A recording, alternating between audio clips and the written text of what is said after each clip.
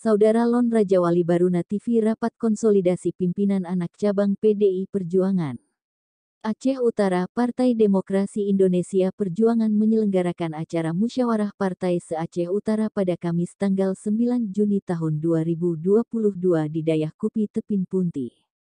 Acara dihadiri oleh Bapak Muhammad Ridwan, anggota DPRA dari Partai PDP, Muhammad Saladin Ketua GNTI Gerakan Nelayan Tani Indonesia Aceh, politisi senior PDP Ibu Lira Amalia, SH, Ketua dan Satgas Aceh Utara Mukhtar, MR dan dihadiri oleh Bapak Alfian, S.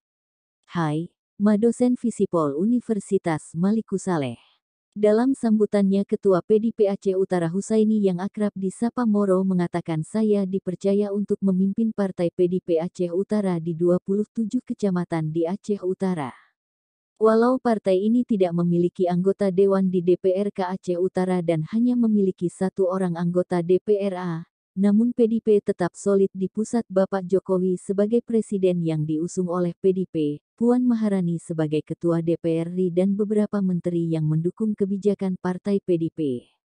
Muhammad Saladin mengatakan dalam sambutannya sebagai ketua GNTI Aceh di bawah naungan PDP yang mewakili DPD Aceh memaparkan dan menjelaskan panjang lebar tentang sejarah partai PDIP. Partai PDIP adalah partai yang sangat modern yang punya ADART.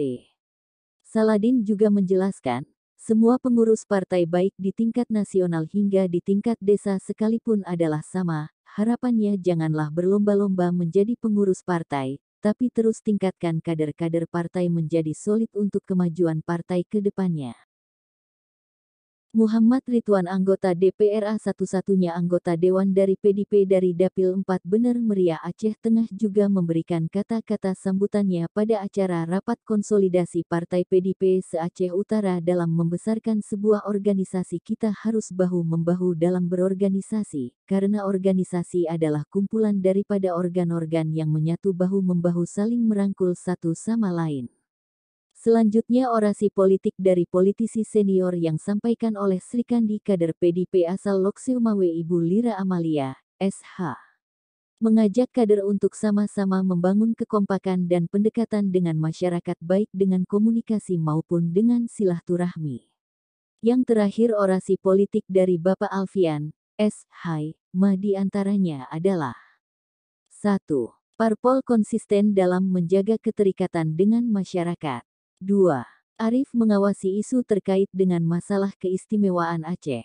3. Mengkonsolidasikan dari pusat sampai akar rumput dalam menanggapi suatu isu. Acara ditutup dengan pembacaan doa oleh TGK Mahyul. Reporter Raja Wali Baruna TV Nasir melaporkan ke studio dari Aceh Utara.